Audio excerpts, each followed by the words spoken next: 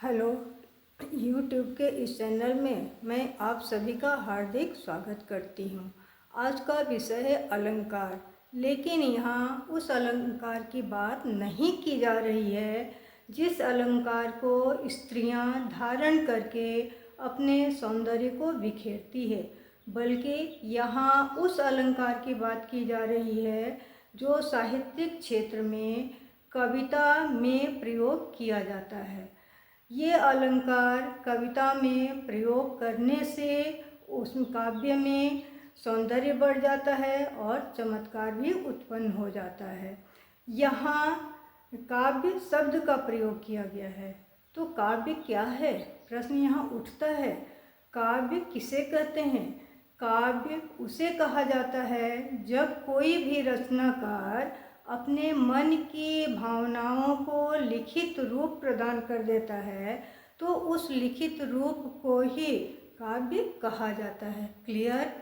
अब ये अलंकार जो है, ये अलंकार दो शब्दों के मेल से बना हुआ है। वे शब्द क्या हैं?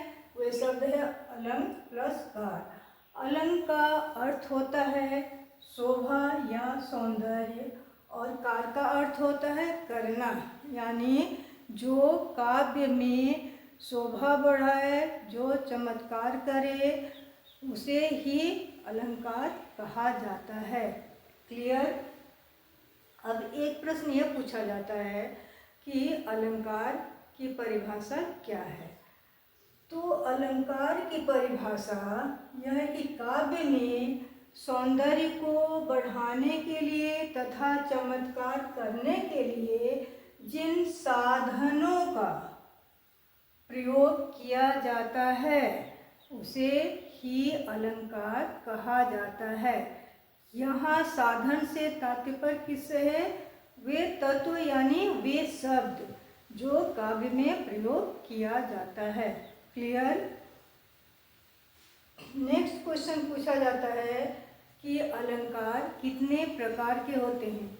अलंकार मुख्यतः 3 प्रकार के होते हैं। उसमें पहला जो है वह है शब्द अलंकार।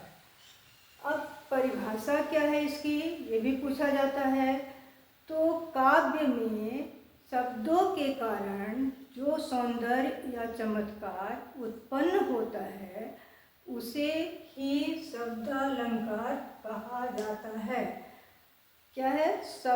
जिन शब्दों के प्रयोग के कारण सौंदर्य या चमत्कार उत्पन्न होता है उसे शब्दालंकार कहा जाता है। जैसे दामिनी दमक रही घन माही। घन यानी बादल है। जब प्रकृति में बादल क्या है, घनघोर छाया हुआ है, उस समय दामिनी कहा जाता है बिजली को। जो बिजली है वो चमकती है। तो जब बिजली चमकती है तो पूरी प्राकृतिक वातावरण क्या होता है, सौंदर्य में प्रकाशमय हो जाता है। तो दामिनी के चलते क्या हुआ, चारों तरफ का वातावरण सौंदर्यमय हो जाता है। तो जहाँ पर ऐसे शब्द का प्रयोग किया गया रहता है जिससे चमत्कार हो या उसका सौंदर्य बढ़ जाए, शोभा बढ़ जाए, उसे शब्दालंकार कहा जाता है। अब ये जो शब्दालंकार है इसके भी भेद हैं। तो इसका जो पहला भेद है अनुप्रास अलंकार। अनुप्रास अलंकार का अर्थ क्या है, ऑब्जेक्टिव क्वेश्चन में आता है। तो यहाँ किसी वस्तु को अनुक्रम में रखना ही अनुप्रास अलंकार का अर्थ होता है। अर्थ पूछा जाता है। क्लियर? अब इसकी अनुप्रास अलंकार की पहचान कैसे करेंगे, यहाँ ध्यान देना है, ट्रिक को अपनाना है कि मैं क्या बोल रही हूँ, उसे ध्यान से सुनना है। जिस अलंकार में या जिस अलंकार में एक ही वर्ण का, मैं क्या बोल रही हूँ, वर्ण, एक ही वर्ण का बार बार पुनरावृत्ति हो उसे अनुप्रास अलंकार कहते हैं। यह बहुत ही इजी है, वर्ण जहाँ पर बार बार दोहराया जाए वो अनुप्रास अलंकार है।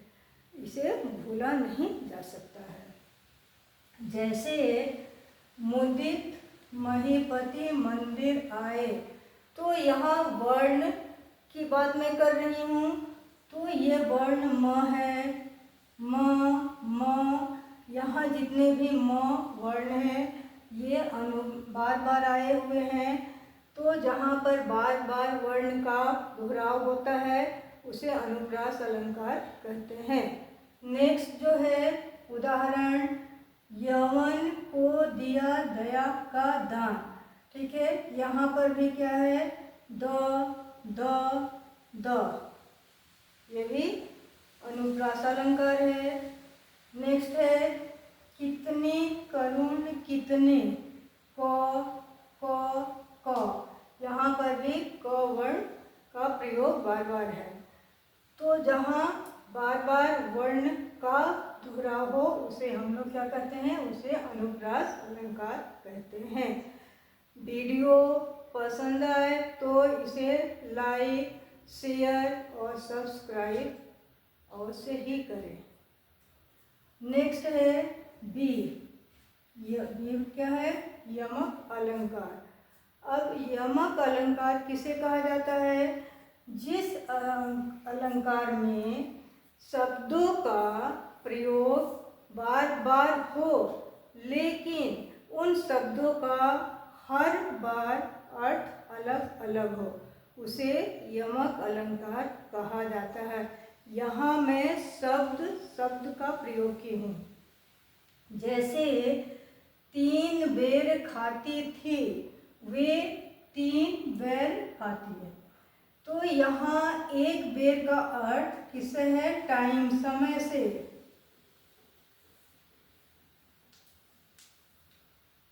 वह क्या करती है, बेर यानी समय, वह 3 बार खाती है, तो एक बेर का अर्थ क्या हो गया, समय।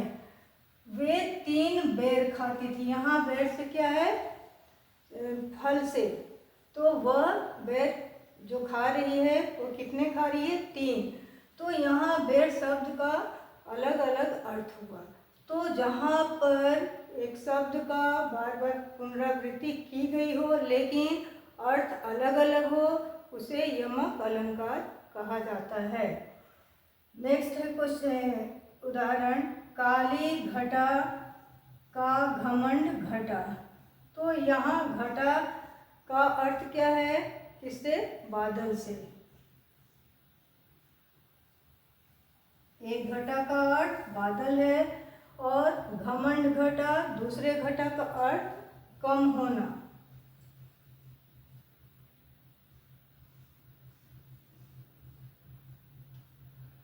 क्लियर। इसके अगले पार्ट को हम लोग अगले वीडियो में कंटिन्यू करेंगे।